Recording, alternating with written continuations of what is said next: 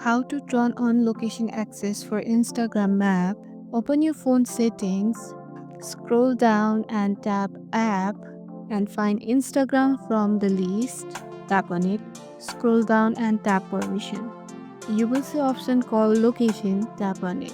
Tap on allow while using the app. This let Instagram detect your location for posts, stories and the map. Swipe down or go to quick settings and you will see location and make sure it's on.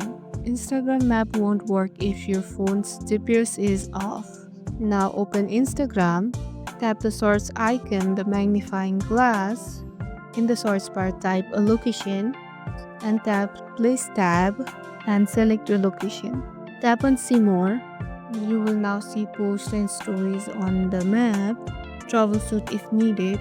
Restart the Instagram app. Make sure your account is public or professional.